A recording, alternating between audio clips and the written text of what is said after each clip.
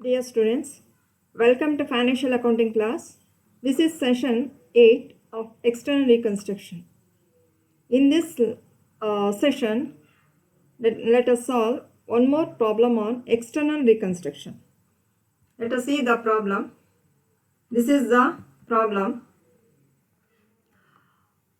Having proved unsuccessful 2G Limited, decided to wind up and sell to a new company called 3D Limited. The balance sheet of 2G Limited on the date of winding up was as follows.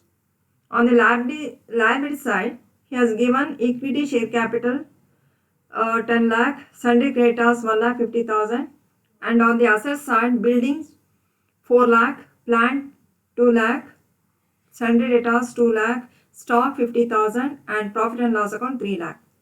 Total 11,50,000, and in addition to that, 3D Limited was formed to take over only the following assets: building at rupees 3 lakh, plant at rupees 1,40,000, and stock at rupees 60,000.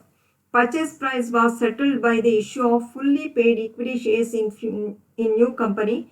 2G Limited realized debtors 1,50,000 and settled creditors at rupees 1,10,000. Expenses of reconstruction amounted to rupees 10,000. Show the ledger accounts in the books of 2G Limited and show the new balance sheet of 3D Limited. So this is the problem. In this problem, first we have to calculate the purchase consideration. Then we have to write mode of payment. And then we have to write ledger accounts in the books of 2G Limited. Under that, we have to prepare realization account, equity shareholders account, sundry debtors account, creditors account, and cash account, 3D Limited account, equity shares in 3D Limited account, and then we have to write balance sheet. ಇಲ್ಲಿ general entries ಕೇಳಿಲ್ಲ, but general entries ಬರ್ದಿದೆ ಅಷ್ಟೇ. Balance sheet prepare ಮಾಡಿದ್ರೆ ಆಯ್ತು. So ನೋಡೋಣ. So ಈ ಪ್ರಾಬ್ಲಮಲ್ಲಿ ಇದು external reconstruction problem. ಒಂದೇ company, that is 2G limited ಇದ್ದಿದ್ದು, ಅದು ವೈಂಡ್ ಅಪ್ ಆಗಿ ಅದೇ ಕಂಪನಿ ಹೊಸ ಹೆಸರಿನಲ್ಲಿ new company 3D limited form ಆಗಿ ಆ 2G ಲಿಮಿಟೆಡಲ್ಲಿರುವಂತಹ ಬಿಸ್ನೆಸ್ಸನ್ನು ತೆಗೆದುಕೊಳ್ಳುತ್ತೆ. ಸೊ ತೆಗೆದುಕೊಳ್ಬೇಕಾದ್ರೆ 2G limited position, assets liabilities ಈ ಥರ ಇದೆ. ಸೊ 2G ಲಿಮಿಟೆಡ್ನ ಅಸೆಟ್ಸನ್ನು ಏನೇನು ತೆಗೆದುಕೊಂಡಿದೆ 3D ಲಿಮಿಟೆಡ್ ಅಂತ ಹೇಳಿದ್ರೆ, ಬಿಲ್ಡಿಂಗು 3 ಲ್ಯಾಕಿಗೆ, ಪ್ಲಾಂಟ್ 1,40,000ಗೆ, ಮತ್ತು ಸ್ಟಾಕ್ 60,000 ತಗೊಂಡಿದೆ. ಸೊ ಅವಷ್ಟನ್ನು ಮಾತ್ರ ತೆಗೆದುಕೊಂಡಿರೋದು. ಇನ್ನು ಬ್ಯಾಲೆನ್ಸ್ ಶೀಟಲ್ಲಿರುವಂಥ ಕ್ರೆಡಿಟಾರ್ಸು ಏನು ಸೆಟ್ಲ್ ಮಾಡಿಲ್ಲ, ಡೆಟಾರ್ಸು ಏನು ಸೆಟ್ಲ್ ಮಾಡಿಲ್ಲ. So profit and loss account ಇದಕ್ಕೆ ಬರೋದಿಲ್ಲ, fictitious assets. So 3D limited ತಗೊಂಡಿರೋದು ಬಿಲ್ಡಿಂಗು, ಪ್ಲಾಂಟು, ಸ್ಟಾಕು ಅಷ್ಟೇ. ಸೊ ಇಲ್ಲಿ ಪರ್ಚೇಸ್ ಕನ್ಸಿಡರೇಷನ್ ನಾವು ಕ್ಯಾಲ್ಕುಲೇಷನ್ ಮಾಡಬೇಕು. ಹೇಳಿದೆ ಪರ್ಚೇಸ್ ಕನ್ಸಿಡರೇಷನ್ 3 ಟೈಪ್ಸ್ ಇದೆ: net asset method, net payment method, lump sum method ಅಂತೇಳಿ. ಸೊ ಈ ಪ್ರಾಬ್ಲಮಲ್ಲಿ ನಾವು ಲಮ್ಸಮ್ ಅಮೌಂಟ್ ಕೊಟ್ಟಿಲ್ಲ. ಸೊ ಹಾಗಾಗಿ ನೆಟ್ ಪೇಮೆಂಟ್ ಮೆಥಡ್ ಮಾಡೋಣ ಅಂತ ಹೇಳಿದ್ರೆ, ಇಲ್ಲಿ ಶೇರ್ಸ್ಗೆ ಬದಲಾಗಿ ಶೇರ್ಸ್ ಕೊಡಬೇಕು, ಅದು ಕೊಟ್ಟಿಲ್ಲ. ಇಲ್ಲಿ ಅಸೆಟ್ಸು ಮಾತ್ರ ತೆಗೆದುಕೊಂಡಿದ್ದಾನೆ. ಅಸೆಟ್ಸು ಲಯಬಿಲಿಟೀಸ್ ತೆಗೆದುಕೊಂಡಿದ್ರೆ ಅಂಥದ್ದನ್ನು ನಾವು ನೆಟ್ ಅಸೆಟ್ ಮೆಥಡ್ ಫಾಲೋ ಮಾಡಬೇಕು. ನೋಡಿ, ಪರ್ಚೇಸ್ ಕನ್ಸಿಡರೇಷನ್ ಈ ಥರ ಕ್ಯಾಲ್ಕುಲೇಷನ್ ಮಾಡಬೇಕು. ಕ್ಯಾಲ್ಕುಲೇಷನ್ ಆಫ್ ಪರ್ಚೇಸ್ ಕನ್ಸಿಡರೇಷನ್ ಏನು ತೆಗೆದುಕೊಂಡಿದೆ ಅದನ್ನು, ತೆಗೆದುಕೊಂಡಿರೋ ವ್ಯಾಲ್ಯೂ ಅಡ್ಜಸ್ಟ್ಮೆಂಟಲ್ಲಿ ಏನು ಕೊಟ್ಟಿರ್ತಾನೆ ಅದು. Building 3 lac, plant 1,40,000, stock 60,000. ನೋಡಿ, ಅಡ್ಜಸ್ಟ್ಮೆಂಟಲ್ಲಿ ಇದೆಯಲ್ಲ, ಈ ವ್ಯಾಲ್ಯೂಸನ್ನು ತಗೋಬೇಕು. ಸೊ ಅಷ್ಟೇ ತಗೊಂಡಿರೋದು 3. ಸೊ ಟೋಟಲ್ ಎಷ್ಟಾಯಿತು? 5 ಲ್ಯಾಕ್ ಆಯಿತು. ಪರ್ಚೇಸ್ ಕನ್ಸಿಡರೇಷನ್ ಲಯಬಿಲಿಟಿ ಏನು ಸೆಟ್ಲ್ ಮಾಡಿಲ್ಲ, ಅದಕ್ಕೆ ಅದೇ ತಗೊಂಡಿದ್ರೆ ಸೆಟ್ಲ್ ಮಾಡಿದರೆ ಅದನ್ನು ಕಳ್ಕೊಬೇಕಿತ್ತು. ಸೊ ಲಯಬಿಲಿಟೀಸ್ ಇಲ್ಲಿ ಸೆಟ್ಲ್ ತಗೊಂಡಿಲ್ಲದ ಕಾರಣ ಅದನ್ನು ಲೆಸ್ ಮಾಡಿಲ್ಲ ಕ್ರೆಡಿಟಾರ್ಸು. ಸೊ ಅಸೆಟ್ಸ್ ಇಷ್ಟೇ ತಗೊಂಡಿರೋದು, ಡೆಟಾರ್ಸ್ ತಗೊಂಡಿಲ್ಲ. ಸೊ ಹಾಗಾಗಿ ಇಲ್ಲಿ ಪರ್ಚೇಸ್ ಕನ್ಸಿಡರೇಷನ್ 5 ಲ್ಯಾಕ್ ಬರ್ತಿದೆ. 5 ಲ್ಯಾಕ್ ಅಷ್ಟಕ್ಕೂ ಡಿಸ್ಟ್ರಿಬ್ಯೂಟ್ ಮಾಡ್ತಿರೋದು ಹೇಳಿದ್ದಾನೆ.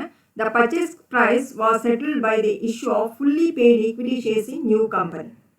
ಸೊ ಅಷ್ಟಕ್ಕೂ ನ್ಯೂ ಕಂಪನಿಯ ಶೇರ್ಸ್ ಎಲ್ಲ ಕೊಡ್ತಾ ಇದ್ದಾರೆ. 5 ಲ್ಯಾಕಿಗೆ ಡಿವೈಡ್ ಮಾಡಿದ್ರೆ ಒಂದು ಶೇರಿನ ಬೆಲೆ 10 ರೂಪಾಯಿ ಅಂತ ಹೇಳಿದ್ರೆ 5,000 ಈಕ್ವಿಟಿ ಶೇರ್ಸ್ ಬರ್ತದೆ. 5,000 ಈಕ್ವಿಟಿ ಶೇರ್ಸನ್ನು ಅವನು ಇಶ್ಯೂ ಮಾಡ್ತಾ ಇದ್ದಾನೆ. 3D ಲಿಮಿಟೆಡ್ನ 5,000 ಈಕ್ವಿಟಿ ಶೇರ್ಸನ್ನು ಇಶ್ಯೂ ಮಾಡ್ತಾ ಇದ್ದಾನೆ. This is mode of payment. So next ಏನು ಪ್ರಿಪೇರ್ ಮಾಡೋಕ್ಕೆ ಹೇಳಿದ್ದಾನೆ? In the books of selling company, 2G limited selling company, 3D limited purchasing company. So ಇಲ್ಲಿ 2G ಲಿಮಿಟೆಡಲ್ಲಿ ಹೇಳಿರೋದು ನೋಡಿ, show the ledger accounts in the books of 2G limited. ಇದು selling company. New ಕಂಪನಿಯಲ್ಲಿ 3D ಲಿಮಿಟೆಡಲ್ಲಿ new company, purchasing company, ಇದರಲ್ಲಿ balance sheet ಮಾಡಬೇಕು. So 2G ಲಿಮಿಟೆಡಲ್ಲಿ ಶೋ ದ ಲೆಜರ್ ಅಕೌಂಟ್ಸ್ ಅಂದರೆ ಯಾವ್ಯಾವ ಲೆಜರ್ ಅಕೌಂಟ್ಸ್ ಬರಿಬೇಕು ನಾವು? ಮುಖ್ಯವಾಗಿ realisation account, equity share holders account, sundry debtors account, creditors account ಈ ಪ್ರಾಬ್ಲಮಲ್ಲಿ. Next cash account 3D limited and equity shares in 3D limited, ಇಷ್ಟು ಅಕೌಂಟ್ ಮಾಡಬೇಕು. ಸೊ ಈಗ ನೋಡೋಣ ಒನ್ ಬೈ ಒನ್. ಈಗ ನಾವು ರಿಯಲೈಸೇಷನ್ ಅಕೌಂಟ್ ಬರೀಬೇಕು ಅಂತ ಹೇಳಿದ್ರೆ ನಾವು ಬ್ಯಾಲೆನ್ಸ್ ಶೀಟಲ್ಲಿರುವಂಥ ಅಸೆಟ್ಸ್, ಲಯಬಿಲಿಟೀಸ್ ಏನು ತಗೊಂಡಿದ್ದಾನೆ ಅದನ್ನು ಬರೀಬೇಕು. ತಗೊಂಡಿರೋದು ಯಾವುದು ನೋಡಿ, ಬಿಲ್ಡಿಂಗು, ಪ್ಲ್ಯಾಂಟು, ಸ್ಟಾಕ್. ಇನ್ಯಾವುದು ತಗೊಂಡಿಲ್ಲ, ತಗೊಂಡಿರೋದಷ್ಟೇ ಬರೀ.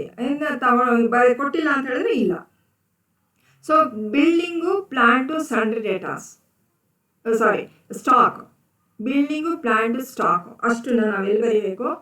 ನಾವು ರಿಯಲೈಸೇಷನ್ ಹಾಕೊಂಡ ಡೆಬಿಟ್ ಸೈಡ್ ಬರೀಬೇಕು. ಅದೇ values, building 4 lakh, plant 2 lakh, stock 50,000. ಇಷ್ಟು ಬ್ಯಾಲೆನ್ಸ್ ಶೀಟಲ್ಲಿರೋಂಥದ್ದು ಇರೋದು. ಇನ್ನು ಡೆಟಾಸ್ ತೊಗೊಂಡಿಲ್ಲ, ಕ್ರೆಡಿಟಾರ್ಸ್ ತೊಗೊಂಡಿಲ್ಲ, ಆದರೂ ಇಲ್ಲಿ ಬರೆದಿದೆ. ಹೇಗೆ ಅಂತ ಹೇಳಿದ್ರೆ, ತಗೊಂಡಿಲ್ದಾಗ ಇದನ್ನು ಸೆಟ್ಲ್ ಮಾಡಿರೋದು ಯಾರು? 2G, ಎರಡನೇ ಪ್ಯಾರ ನೋಡಿ, 2G limited realise. Purchasing company ತಗೊಂಡಿರೋದು realisation account debit side balance ಶೀಟಲ್ಲಿರೋ ವ್ಯಾಲ್ಯೂಸೇ ಬರ್ದಿದ್ದೀರಾ. ಈಗ ಡೆಟಾಸ್ ತಗೊಂಡಿಲ್ಲ, ಕ್ರೆಡಿಟಾರ್ಸು 3D ಲಿಮಿಟೆಡ್ ತಗೊಂಡಿಲ್ಲ. ಸೊ ಸೆಲ್ಲಿಂಗ್ ಕಂಪನಿಯನ್ನೇ ಸೆಟ್ಲ್ ಮಾಡ್ತಾರೆ. 2G limited realise debtors 1,50,000 and settle creditors at rupees 1,10,000. ಯಾವಾಗ ಸೆಲ್ಲಿಂಗ್ ಕಂಪನಿಯನ್ನೇ ಸೆಟ್ಲ್ ಮಾಡಿದ್ರು ಆಗ ಅಕೌಂಟ್ ಓಪನ್ ಮಾಡಬೇಕು. ಸೊ ನೋಡಿ, ಸನ್ರಿ ಡೇಟಾಸ್ ಅಕೌಂಟ್, ನಂತರ ಕ್ರೆಡಿಟಾರ್ಸ್ ಅಕೌಂಟ್, ಈ ಅಕೌಂಟ್ ಓಪನ್ ಮಾಡ್ಕೋಬೇಕು. ಇಲ್ಲಿ ಏನು ಬ್ಯಾಲೆನ್ಸ್ ಬರುತ್ತೆ ಅದನ್ನು ಈಕ್ವಿಟಿ ಶೇರ್ ಹೋಲ್ಡರ್ಸ್ಗೆ ಟ್ರಾನ್ಸ್ಫರ್ ಮಾಡಿ. ಸೊ ಈಗ ಸನ್ರಿ ಡೇಟಾಸ್ ಅಕೌಂಟ್ ಓಪನ್ ಮಾಡಿದ್ದು, ಡೇಟಾಸ್ ಅಕೌಂಟ್ ಡೆಬಿಟ್ ಸೈಡಿಂದ ಶುರು ಮಾಡಬೇಕು. ಸೊ ಬ್ಯಾಲೆನ್ಸ್ ಶೀಟಲ್ಲಿರುವಂಥ ವ್ಯಾಲ್ಯೂಸ್, ಬ್ಯಾಲೆನ್ಸ್ ಶೀಟಲ್ಲಿ ನೋಡಿ ಎಷ್ಟಿದೆ? ಡೆಟಾಸ್ 2 ಲಕ್ಷ ಇದೆ, ಕ್ರೆಡಿಟಾರ್ಸು 1,50,000 ಇದೆ. ಡೆಟಾಸ್ ಡೆಬಿಟ್ ಸೈಡಿಂದ 2 ಬ್ಯಾಲೆನ್ಸ್ ಡ್ರಾಡೌನ್ ಶುರು ಮಾಡಬೇಕು. ಕ್ರೆಡಿಟಾರ್ಸು ಬೈ ಬ್ಯಾಲೆನ್ಸ್ ಡ್ರಾಡೌನ್ 1,50,000 ಬರೀಬೇಕು. ನೋಡಿ debtors debit side 2 balance drawdown 2 lakh, creditors by balance drawdown 1,50,000. So realise ಆಗಿರೋದು 2G ಲಿಮಿಟೆಡ್ ಸೆಟ್ಲ್ ಮಾಡಿರೋದು ಎಷ್ಟಕ್ಕೆ ನೋಡಿ ಇಲ್ಲಿದೆ. 2G limited realise debtors 1,50,000. Debit ಸೈಡಿಂದ 2 ಬ್ಯಾಲೆನ್ಸ್ ಡ್ರಾಡೌನ್ ಬರೀತೀರಾ, ಇದನ್ನು ಕ್ರೆಡಿಟ್ ಸೈಡಲ್ಲಿ ಬರೀಬೇಕು. ರಿಯಲೈಸ್ ಆಗಿದ್ದು ಬೈ ಬ್ಯಾಂಕ್ 1,50,000. ಅದೇ ರೀತಿ ಸೆಟಲ್ ಕ್ರೆಡಿಟಾರ್ಸ್ ಎಟ್, ಕ್ರೆಡಿಟ್ ಸೈಡಿಂದ ಶುರು ಮಾಡಿದ್ರು, ಬೈ ಬ್ಯಾಲೆನ್ಸ್ ಡ್ರಾಡೌನ್ 1,10,000 ಬರೀತೀರಾ. ಸೆಟ್ಲ್ ಮಾಡಿದ್ದು ಡೆಬಿಟ್ ಸೈಡಲ್ಲಿ ಟು ಬ್ಯಾಂಕ್ 1,10,000 ಡೆಬಿಟ್ ಸೈಡಲ್ಲಿ ಬರೀಬೇಕು. ನೋಡೋಣ ಯಾವ ಥರ ಅಂತೇಳಿ. ನೋಡಿ, ಡೆಟಾಸ್ ಡೆಬಿಟ್ ಸೈಡಿಂದ ಶುರು ಮಾಡಬೇಕು. 2 ಬ್ಯಾಲೆನ್ಸ್ ಡ್ರಾಡೌನ್ 2 lakh, ಸೆಟ್ಲ್ ಮಾಡಿರೋದು ಬೈ ಕ್ಯಾಶ್ ಅಥವಾ ಬ್ಯಾಂಕ್. ರಿಯಲೈಸ್ ಆಗಿರೋದು 1,50,000. ರಿಯಲೈಸ್ ಬರೆದು ಟೋಟಲ್ ಮಾಡಿ 2 lakh ಜಾಸ್ತಿ ಡೆಬಿಟ್ ಸೈಡ್, ಅದನ್ನು ಕ್ರೆಡಿಟ್ ಸೈಡಿಗೆ ಬರೀರಿ. ಡಿಫ್ರೆನ್ಸು 50,000. ಈ 50,000 ಏನು ಡಿಫ್ರೆನ್ಸ್ ಇದೆಯೋ ಇದನ್ನು ರಿಯಲೈಸೇಷನ್ ಅಕೌಂಟ್ಗೆ ಟ್ರಾನ್ಸ್ಫರ್ ಮಾಡಬೇಕು. ನೋಡಿ, ರಿಯಲೈಸೇಷನ್ ಡೆಬಿಟ್ ಸೈಡಲ್ಲಿ 2 datas, balance transfer from, detail ಆಗಿ ಬರೆದಿದೆ, ಟ್ರಾನ್ಸ್ಫರ್ ಫ್ರಮ್ ಡೇಟಾಸ್, ಅಲ್ಲಿಂದ ಟ್ರಾನ್ಸ್ಫರ್ ಮಾಡಿರೋದು 50,000. ಸೊ ಇದನ್ನು ಅಲ್ಲಿ ಅಡ್ಜಸ್ಟ್ಮೆಂಟಲ್ಲಿರೋದು ಡೇಟಾಸ್ ಬರೆದಿಲ್ಲ, ಗೊತ್ತಾಯ್ತಾ? ಸೊ ಹಾಗಾಗಿ ಇದು ಯಾವಾಗ ಸೆಲ್ಲಿಂಗ್ ಕಂಪನಿ ಸೆಟ್ಲ್ ಮಾಡುತ್ತೋ ಆಗ ಅದಕ್ಕೆ ಅಕೌಂಟನ್ನು ಓಪನ್ ಮಾಡ್ಕೊಳ್ಳಿ. ಸೊ ಈ ಥರ ಅಕೌಂಟನ್ನು ಓಪನ್ ಮಾಡ್ಕೊಂಡು ಬ್ಯಾಲೆನ್ಸನ್ನು ಟ್ರಾನ್ಸ್ಫರ್ ಮಾಡಿ. ಅದೇ ಥರ ಕ್ರೆಡಿಟಾರ್ಸ್ ನೋಡಿ, ಕ್ರೆಡಿಟ್ ಸೈಡಿಂದ ಬೈ ಬ್ಯಾಲೆನ್ಸ್ ಡ್ರಾಡೌನ್, ಬ್ಯಾಲೆನ್ಸ್ ಶೀಟಲ್ಲಿರುವಂಥದ್ದು 1,50,000, ಅಡ್ಜಸ್ಟ್ಮೆಂಟಲ್ಲಿರುವಂಥದ್ದು ಸೆಟ್ಲ್ ಮಾಡಿರೋದು 2 cash 1,10,000. So total 1,50,000. So difference 40,000 ಬರ್ತಿದೆ. ಸೊ ಆ ರಿಯಲೈಸೇಷನ್ ಅಕೌಂಟ್ಗೆ ಟ್ರಾನ್ಸ್ಫರ್ ಮಾಡಬೇಕು, ರಿಯಲೈಸೇಷನ್ ಅಕೌಂಟ್ಗೆ ತೊಗೋಬೇಕು. ನೋಡಿ, ಕ್ರೆಡಿಟ್ ಸೈಡಲ್ಲಿ ಅಲ್ಲಿ ಡೆಬಿಟ್ ಸೈಡ್ ಇದೆ, ಇಲ್ಲಿ ಕ್ರೆಡಿಟ್ ಸೈಡ್ ಇದೆ, ಡೆಬಿಟ್ ಸೈಡ್. ಸೊ ಯಾವುದು ಇದು ಇಲ್ಲಿ ಡಿಫ್ರೆನ್ಸ್ ಬರ್ತದೆ. ಸೊ ಇದನ್ನು ಅದಕ್ಕಿಂತ ಜಾಸ್ತಿ ಕೊಡೋದಿಲ್ಲ, ಆಯಿತಾ? ಸೊ ನಂತರ 40,000 ಡಿಫ್ರೆನ್ಸು ಅವನಿಗೆ 1,10,000ಗೆ ಸೆಟ್ಲ್ ಮಾಡ್ತಾ ಇದ್ದಾನೆ, ಹಾಗೆ 40,000 ಪ್ರಾಫಿಟ್ ಆಗ್ತಾ ಇದೆ. ಸೊ ಇದನ್ನು ಕ್ರೆಡಿಟ್ ಸೈಡ್ಗೆ ಟ್ರಾನ್ಸ್ಫರ್ ಮಾಡಬೇಕು. By creditors, balance transfer from creditors 40,000. So 40,000 ಇದು ಕ್ರೆಡಿಟಾರ್ಸ್ ಅಕೌಂಟಿಂದ ಟ್ರಾನ್ಸ್ಫರ್ ಮಾಡಿರುವಂಥದ್ದು. ಸೊ ಇನ್ನೇನು ಇಲ್ಲಿ ಇದ್ರ 1 more, that is 2 cash expenses ಇದೆ. ಇದು ರೀಕನ್ಸ್ಟ್ರಕ್ಟೆಡ್ ಎಕ್ಸ್ಪೆನ್ಸಸ್ಸು, ನೋಡಿ, ಇಲ್ಲಿ expenses of reconstruction amounted to rupees 10,000. ಇಲ್ಲಿ ಪರ್ಚೇಸಿಂಗ್ ಕಂಪನಿ, ಸೆಲ್ಲಿಂಗ್ ಕಂಪನಿ ಯಾವುದು ರೀಕನ್ಸ್ಟ್ರಕ್ಷನ್ ಎಕ್ಸ್ಪೆನ್ಸಸ್ ಕೊಟ್ಟಿಲ್ಲ, ಏನು ಕೊಟ್ಟಿಲ್ಲ ಅಂತ ಹೇಳಿದ್ರೆ ರಿಯಲೈಸೇಷನ್ ಅಕೌಂಟ್ಗೆ ತಗೋಬೇಕು.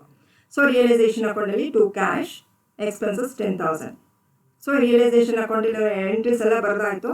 ಸೊ ಡೆಬಿಟ್ ಸೈಡಲ್ಲಿ ಜಾಸ್ತಿ ಇದೆ, ಟೋಟಲ್ 7,10,000, ಅದನ್ನೇ ಕ್ರೆಡಿಟ್ ಸೈಡ್ಗೆ ಹಾಕಿ.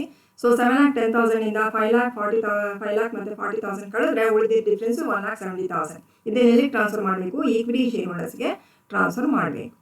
ಈಕ್ವಿಟಿ ಶೇರ್ ಹೋಲ್ಡರ್ಸ್, ಇಲ್ಲಿ ಡೆಬಿಟ್ ಸೈಡ್ ಇದೆ, ಈಗ ಕ್ರೆಡಿಟ್ ಸೈಡ್ ಇದೆ, ಅಲ್ಲಿಗೆ ಡೆಬಿಟ್ ಸೈಡಿಗೆ ಟ್ರಾನ್ಸ್ಫರ್ ಮಾಡಬೇಕು. ಈಕ್ವಿಟಿ ಶೇರ್ ಹೋಲ್ಡರ್ಸ್ನ ಡೆಬಿಟ್ ಸೈಡಿಗೆ ಟ್ರಾನ್ಸ್ಫರ್ ಮಾಡಬೇಕು. ನೋಡಿ, ಈಕ್ವಿಟಿ ಶೇರ್ ಹೋಲ್ಡರ್ಗಳನ್ನ ಡೆಬಿಟ್ ಸೈಡ್ಗೆ ಟ್ರಾನ್ಸ್ಫರ್ ಮಾಡಬೇಕು. ರಿಯಲೈಸೇಷನ್ ಅಕೌಂಟಿಂದ ಬಂದಿದ್ದಲ್ಲ 1,70,000, ಅದು 1,70,000. ಸೊ ಈಗ ಈಕ್ವಿಟಿ ಶೇರ್ ಹೋಲ್ಡರ್ಸ್ ಅಕೌಂಟ್ ಬರೋಣ. ಈಕ್ವಿಟಿ ಶೇರ್ ಹೋಲ್ಡರ್ಸ್ ಅಕೌಂಟಲ್ಲಿ ಏನು ಬರೀಬೇಕು?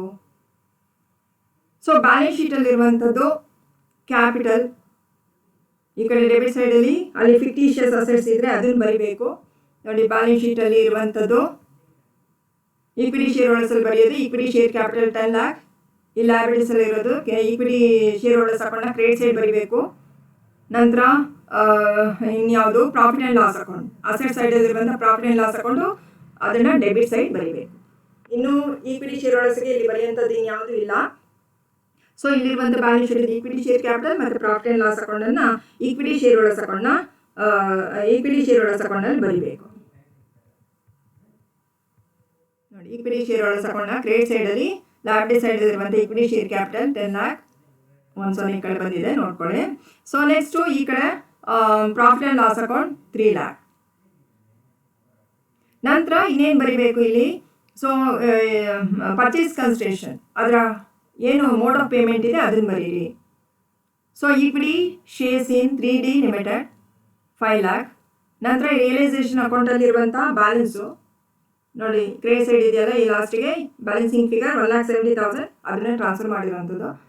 ನಂತರ ಈಗ ಅಷ್ಟೇ ಈ ಪ್ರಾಬ್ಲಮಲ್ಲಿ ಬರೆಯೋಕ್ಕಿರೋದು, ಟೋಟಲ್ ಮಾಡಿ. ಸೊ 10 lakh ಈ ಕಡೆ ಬರ್ತದೆ, ಡಿಫ್ರೆನ್ಸು 30,000 ಬರ್ತಿದೆ. 10 lakh 3 lakh 5 lakh 1,70,000 ಕಳೆದ್ರೆ ಉಳಿದಿದ್ದು 30,000. ಇದನ್ನು ಏನು ಹೇಳಿದ್ರೆ ಬ್ಯಾಲೆನ್ಸ್ ಏನಾದರೂ ಉಳಿತು ಅಂತಂದರೆ ಕ್ಯಾಶ್ ಅಕೌಂಟ್ಗೆ ಹಾಕಿ ಅಂತೇಳಿ. ಸೊ ಕ್ಯಾಶ್ ಅಕೌಂಟ್ಗೆ ಬ್ಯಾಲೆನ್ಸಿಂಗ್ ಫಿಗರನ್ನು ಟ್ರಾನ್ಸ್ಫರ್ ಮಾಡಬೇಕು. ಸೊ 30,000 ಕ್ಯಾಶ್ ಅಕೌಂಟ್ಗೆ ತಗೊಳ್ಳಿ. ಸೊ ಸನ್ರಿ ಡೆಟರ್ಸ್ ಅಕೌಂಟು ಹೇಳಿದ್ದೀನಿ. ಸೊ ಬ್ಯಾಲೆನ್ಸ್ ಶೀಟಲ್ಲಿರುವಂಥ ಬ್ಯಾಲೆನ್ಸನ್ನ ಡೇಟಾಸು ಡೆಬಿಟ್ ಸೈಡಿಂದ ಶುರು ಮಾಡಬೇಕು, ಬ್ಯಾಲೆನ್ಸ್ ಬ್ರಾಡ್. ಈ ಕಡೆ ಕ್ಯಾಶು ರಿಯಲೈಸ್ ಆಗಿರೋದು, ಅಡ್ಜಸ್ಟ್ಮೆಂಟಲ್ಲಿರುವಂಥದ್ದು ರಿಯಲೈಸ್ ಆಗಿರೋದು, ಡಿಫ್ರೆನ್ಸನ್ನು 50,000 ಡೇಟಾಸ್ ಇಲ್ಲಿ ರಿಯಲೈಸೇಷನ್ ಅಕೌಂಟ್ನ ಡೆಬಿಟ್ ಸೈಡ್ ತೊಗೋಬೇಕು. ಅದೇ ರೀತಿ ಕ್ರೆಡಿಟಾಸು ಕ್ರೆಡಿಟ್ ಸೈಡಿಂದ by balance brought 1,50,000. So realise ಆಗಿರೋ ಪೇಮೆಂಟ್ ಮಾಡಿರುವಂಥದ್ದು ಟು ಕ್ಯಾಶ್ 1,10,000, ಡಿಫ್ರೆನ್ಸು 40,000. ಇದನ್ನು ರಿಯಲೈಸೇಷನ್ ಅಕೌಂಟ್ನ ಕ್ರೆಡಿಟ್ ಸೈಡ್ ತೊಗೋಬೇಕು. ಇದಾದಮೇಲೆ ನೆಕ್ಸ್ಟ್ ಕ್ಯಾಶ್ ಅಕೌಂಟು ಇಲ್ಲಿ ಬ್ಯಾಲೆನ್ಸ್ ಶೀಟಲ್ಲಿ ಏನು ಓಪನಿಂಗ್ ಬ್ಯಾಲೆನ್ಸ್ ಇಲ್ಲ.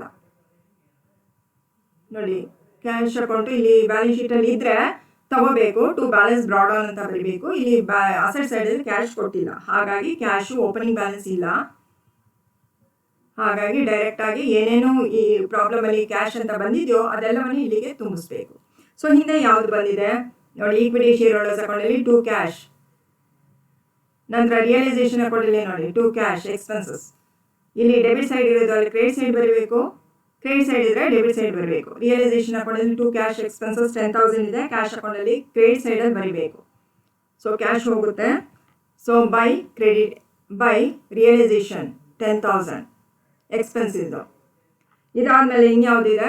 ಈಕ್ವಿಟಿ ಶೇರ್ ಹೋಲ್ಡರ್ಸ್ ಅಕೌಂಟಲ್ಲಿ ಟು ಕ್ಯಾಶ್ ಇದೆ, ಬ್ಯಾಲೆನ್ಸಿಂಗ್ ಫಿಗರ್ 30,000, ಅಲ್ಲಿ ಕ್ರೆಡಿಟ್ ಸೈಡಲ್ಲಿ ಬರೀಬೇಕು ಬೈ ಈಕ್ವಿಟಿ ಶೇರ್ ಹೋಲ್ಡರ್ಸ್ 30,000. ಅದಾದಮೇಲೆ ನೆಕ್ಸ್ಟು ಸನ್ರಿ ಡೇಟಾಸಲ್ಲಿ ಬೈ ಕ್ಯಾಶ್ 1,50,000 ಇದೆ, ಕ್ಯಾಶ್ ಅಕೌಂಟಲ್ಲಿ ಟು ಡೇಟಾಸ್ 1,50,000.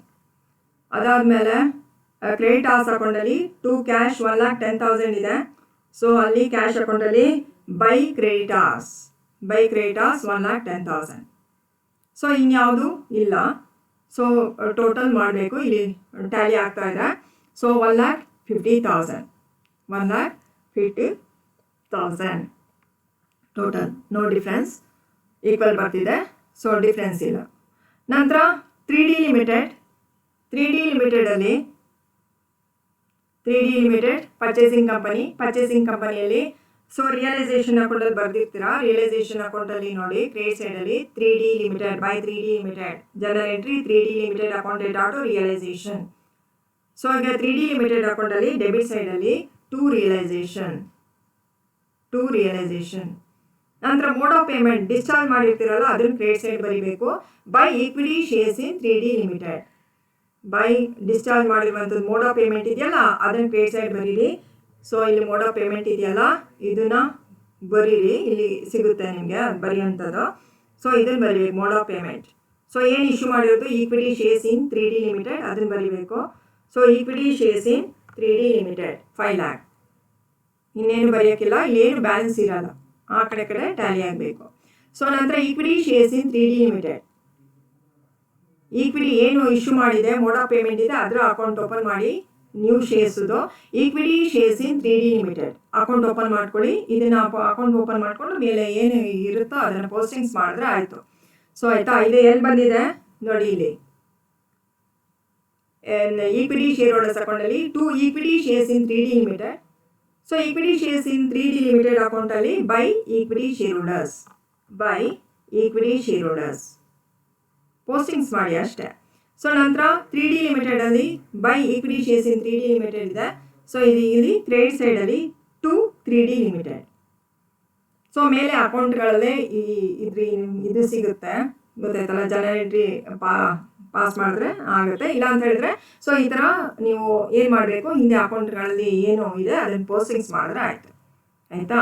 ಸೊ ಈ ರೀತಿ ಇಲ್ಲಿ ಏನೂ ಡಿಫ್ರೆನ್ಸ್ ಉಳಿಯಲ್ಲ, ಎರಡು ಕಡೆನೂ ಈಕ್ವಲ್ ಇರುತ್ತೆ. ಸೊ ಇದಾದಮೇಲೆ next general entries in the books of 3D limited. ಇಲ್ಲಿ ಹೇಳಿಲ್ಲ ಪ್ರಾಬ್ಲಮಲ್ಲಿ.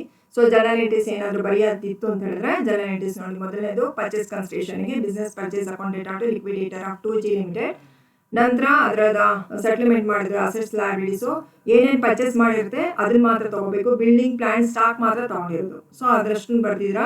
ನಂತರ ಕ್ರೆಡಿಟ್ ಸೈಡಲ್ಲಿ ಇಲ್ಲಿ ಕ್ರೆಡಿಟಾಸ್ ತೊಗೊಂಡಿಲ್ಲ, ಡೇಟಾಸು ತೊಗೊಂಡಿಲ್ಲ, ಅದಕ್ಕೆ ಅದನ್ನು ಬರ್ದಿಲ್ಲ. ಸೊ ಕ್ರೆಡಿಟ್ ಸೈಡಲ್ಲಿ ಬರೀಬೇಕಾಗಿರೋದು ಟು ಬಿಸ್ನೆಸ್ ಪರ್ಚೇಸ್ ಒಂದೇ 5 lakh. ಸೊ ಎರಡು ಕಡೆ ಈಕ್ವಲ್ ಆಯಿತು, ಏನು ಡಿಫ್ರೆನ್ಸ್ ಇಲ್ಲ. ಸೊ ಡಿಫ್ರೆನ್ಸ್ ಇದ್ದರೆ ಅಸೆಟ್ಸ್ ಜಾಸ್ತಿ ಇದ್ದರೆ ಕ್ಯಾಪಿಟಲ್ ರಿಸರ್ವ್ ಬರುತ್ತೆ, ಲಯಬಿಲಿಟಿ ಜಾಸ್ತಿ ಇದ್ದರೆ ಗುಡ್ ವಿಲ್ ಬರುತ್ತೆ. ಇಲ್ಲಿ ಅದೇನೂ ಇಲ್ಲ, ಈಕ್ವಲ್ ಆಗಿದೆ. No goodwill and no capital reserve. So next discharge ಮಾಡಿರುವಂಥದ್ದು liquidator of 2G limited account data to equity share capital. ಅಷ್ಟಕ್ಕೂ ಕೊಟ್ಟಿರುವಂಥದ್ದು ಈಕ್ವಿಟಿ ಶೇರ್ಸ್ ಇನ್ 3D ಲಿಮಿಟೆಡ್ದು. ಸೊ ಇಲ್ಲಿ ಇದನ್ನು ಈಕ್ವಿಟಿ ಶೇರ್ ಕ್ಯಾಪಿಟಲ್ 5 lakh ಬರೆದ್ರೆ ಆಯಿತು. ಸೊ ಆಯಿತು, ಜನರಲ್ ಎಂಟ್ರೀಸ್ ಬರೆಯೋದಾದರೆ ಈ ಥರ ಬರೀಬೇಕು. ಇಲ್ಲಿ ಕೇಳಿಲ್ಲ, ಇದು ಬರೆಯೋ ಅವಶ್ಯಕತೆ ಇಲ್ಲ. ಆಯಿತಾ. ಸೊ ಇದನ್ನು ಕೇಳಿದ್ರೆ ಈ ಥರ ಜನರಲ್ ಎಂಟ್ರೀಸ್ ಬರೀಬೇಕು. ಸೊ ನೆಕ್ಸ್ಟ್ ಬ್ಯಾಲೆನ್ಸ್ ಶೀಟ್ ಹೇಳಿದೆ, new company balance sheet of Shiny ಇದು ಮಿಸ್ಟೇಕ್ ಆಗಿದೆ. ಸೊ ಅದು ಕಟ್ ಆ್ಯಂಡ್ ಪೇಸ್ಟ್ ಮಾಡಿರೋದ್ರಿಂದ ಅದಾಗ್ಬಿಟ್ಟಿದೆ, ನೋಡ್ಕೊಳ್ಳಿ. ಇದು 3D limited, balance sheet of 3D limited. Okay, ಇದು ಅಲ್ಲಿದೆ, ಕಟ್ ಆ್ಯಂಡ್ ಪೇಸ್ಟ್ ಮಾಡಿರೋದ್ರಿಂದ ಈ ಥರ ಆಗಿರೋದು. Balance sheet of 3D limited ಆಗಬೇಕು. Balance sheet of 3D limited. Okay. So ಇಲ್ಲಿ ಬರೀಬೇಕಾಗಿರೋದು ಏನು ಅಂತ ಹೇಳಿದ್ರೆ, ಸೊ ಏನು ಪರ್ಚೇಸ್ ಕನ್ಸಿಡರೇಷನಲ್ಲಿ ಏನು ಪರ್ಚೇಸ್ ಮಾಡಿರ್ತಾನೆ ಆ ವ್ಯಾಲ್ಯೂಸ್ ಬರೀಬೇಕು. ಹಳೆ ಬ್ಯಾಲೆನ್ಸ್ ಶೀಟ್ ಬರೀಬಾರ್ದು. ಸೊ ಅಸೆಟ್ಸ್ ಏನು ಪರ್ಚೇಸ್ ಮಾಡಿರ್ತಾನೆ ಆ ವ್ಯಾಲ್ಯೂಸ್ ಬರೀಬೇಕು. ಬಿಲ್ಡಿಂಗು ಅವನು ನೋಡಿ 3 lakh ಪರ್ಚೇಸ್ ಮಾಡಿದ್ದಾನೆ, ಪರ್ಚೇಸ್ ಕನ್ಸಿಡರೇಷನ್ ಏನು ಬರುತ್ತೆ ಅದನ್ನು ಬರೀಬೇಕು. ನೋಡಿ ಇಲ್ಲಿ 3 lakh. ನಂತರ ಪ್ಲಾಂಟ್ 1,40,000, ಸ್ಟಾಕ್ 60,000. ಅಡ್ಜಸ್ಟ್ಮೆಂಟಲ್ಲಿ ಇರುತ್ತೆ ನೋಡಿ, ಇದು ಬರೀಬೇಕು. ಗೊತ್ತಾಯ್ತಲ್ಲ. ಬ್ಯಾಲೆನ್ಸ್ ಶೀಟ್ ಇರೋದು ರಿಯಲೈಸೇಷನ್ ಅಕೌಂಟ್ ಮಾತ್ರ ಡೆಬಿಟ್ ಸೈಡಲ್ಲಿ. ಸೊ ಅದು ಅಸೆಟ್ಸ್ ಕ್ರೆಡಿಟ್ಸ್ ಲಯಬಿಲಿಟೀಸ್ ಆದರೆ ಕ್ರೆಡಿಟ್ ಸೈಡು, ಅಸೆಟ್ಸ್ ಆದರೆ ಡೆಬಿಟ್ ಸೈಡ್ ಬರೀಬೇಕಾಗಿದ್ದು ಬ್ಯಾಲೆನ್ಸ್ ಶೀಟಲ್ಲಿ ರಿಯಲೈಸೇಷನ್ ಅಕೌಂಟಲ್ಲಿ ಮಾತ್ರ. ಆದರೆ ಇಲ್ಲಿರುವಂಥದ್ದು ಕ್ಲೋಸಿಂಗ್ ಬ್ಯಾಲೆನ್ಸ್ ಶೀಟ್ಗೆ ಬರೀಬೇಕು. ಇದ್ರದ್ದು opening balance sheet. Okay. So ಇಲ್ಲಿ ನೋಡಿ, ಬಿಲ್ಡಿಂಗ್ 3 lakh, ಪ್ಲಾಂಟ್ 1,40,000, ಸ್ಟಾಕ್ 60,000. ಈ ಕಡೆ ಶೇರ್ ಕ್ಯಾಪಿಟಲ್ ಬರೀಬೇಕಾಗಿರೋದು ಬ್ಯಾಲೆನ್ಸ್ ಶೀಟಲ್ಲಿ ಇರೋದಲ್ಲ. ಸೊ ಇಲ್ಲಿ ಹೊಸದಾಗಿ ಶೇರ್ಸ್ ಏನು ಇಶ್ಯೂ ಮಾಡಿದ್ದಾನೆ. ಸೊ ಮೋಡ್ ಆಫ್ ಪೇಮೆಂಟಲ್ಲಿ ಇದೆಯಲ್ಲ, ಮೋಡ್ ಆಫ್ ಪೇಮೆಂಟ್ ನೋಡಿ 5,000 ಈಕ್ವಿಟಿ ಶೇರ್ಸ್. ಬ್ಯಾಲೆನ್ಸ್ ಶೀಟಲ್ಲಿ ಏನಿದೆ, ಈಕ್ವಿಟಿ ಶೇರ್ 10 lakh ಇದೆ, ಇದನ್ನು ಬರೀಬಾರ್ದು. ಹೊಸದಾಗಿ ಶೇರ್ಸ್ ಏನಿದೆ ಅದನ್ನು ಬರೀಬೇಕು. Mode of payment 5,000 equity shares, ಅದನ್ನು ಹೊಸ share capital. So 5,000 equity shares of rupees 10 each 5 lakh. So total 2 ಕಡೆನೂ 5 lakh ಬರ್ತಿದೆ. ಸೊ ಬ್ಯಾಲೆನ್ಸ್ ಆಗಬೇಕು, ಡಿಫ್ರೆನ್ಸ್ ಬರೋಲ್ಲ. ಆಯಿತಾ? ಸೊ ಇದು ಇಷ್ಟು ಈ ಪ್ರಾಬ್ಲಮ್ಗೆ ಸಂಬಂಧಪಟ್ಟಿದ್ದು. ಒಟ್ಟಿನಲ್ಲಿ ಈ ಪ್ರಾಬ್ಲಮಲ್ಲಿ ಎಕ್ಸ್ಟ್ರಾ ರೀಕನ್ಸ್ಟ್ರಕ್ಷನಲ್ಲೂ ಸ್ವತಃ ಪರ್ಚೇಸ್ ಕನ್ಸಿಡರೇಷನ್ ಮಾಡಬೇಕು, ಮೋಡ್ ಆಫ್ ಪೇಮೆಂಟ್ ತೋರಿಸ್ಬೇಕು. ನಂತರ in the books of 2G limited selling ಕಂಪನಿಯಲ್ಲಿ realisation account, equity share holders account, sundry debtors account, creditors account. ಈ ಅಕೌಂಟ್ ಯಾಕೆ ಅಂತ ಹೇಳಿದ್ರೆ ಇದು ಯಾವಾಗಲೂ ಇರಲ್ಲ. ಯಾವಾಗ ಸೆಲ್ಲಿಂಗ್ ಕಂಪನಿ ಸೆಟ್ಲ್ ಮಾಡಿರ್ತೋ ನೋಡಿ, ಇಲ್ಲಿ 2G limited realise 2G selling company ಅಲ್ವಾ, 3D ಪರ್ಚೇಸಿಂಗ್ ಕಂಪನಿ ತಗೊಂಡಿದ್ದು ಡೈರೆಕ್ಟಾಗಿ ರಿಯಲೈಸೇಷನ್ ಅಕೌಂಟ್ ಬರ್ತಾರೆ. ಅಕಸ್ಮಾತ್ ಅಲ್ಲಿ ತಗೊಂಡಿಲ್ಲ, ಸೆಲ್ಲಿಂಗ್ ಕಂಪನಿ ರಿಯಲೈಸ್ ಮಾಡಿದೆ, ಸೆಟ್ಲ್ ಮಾಡಿದೆ ಅಂತ ಹೇಳಿದ್ರೆ ಅದಕ್ಕೆ ಅಕೌಂಟನ್ನು ಮಾಡಿ ಆ ಬ್ಯಾಲೆನ್ಸನ್ನು ಇಲ್ಲಿ ರಿಯಲೈಸೇಷನ್ ಅಕೌಂಟಲ್ಲಿ ಬರೀಬೇಕು, ಡಿಫ್ರೆನ್ಸನ್ನು ಬರೀಬೇಕು ಇಲ್ಲಿ. ಆಯಿತಾ? ನಂತರ ಅದಾದಮೇಲೆ ಡೇಟಾಸ್ ಅಕೌಂಟು, ಕ್ರೆಡಿಟರ್ಸ್ ಅಕೌಂಟು, ಅದಾದಮೇಲೆ cash account, 3D limited account purchasing company, ನಂತರ equity shares in 3D limited account, ಇಷ್ಟು ಅಕೌಂಟ್ ಬರೀಬೇಕು. ಅದಾದಮೇಲೆ ಜನರಲಿಟೀಸ್ ಕೇಳಿದರೆ ಬರೀರಿ, ಈ ಪ್ರಾಬ್ಲಮ್ ಕೇಳಿಲ್ಲ, ಇಲ್ಲಿ ಬರ್ದಿದೆ ಅಷ್ಟೇ. Next balance sheet of shiny X limited ಅಲ್ಲ. ಸೊ ಸಾರಿ, ಇದು ಕಟ್ ಆ್ಯಂಡ್ ಪೇಸ್ಟ್ ಆಗಿರೋದ್ರಿಂದ ಇದು ಮಿಸ್ಟೇಕ್ ಆಗಿದೆ.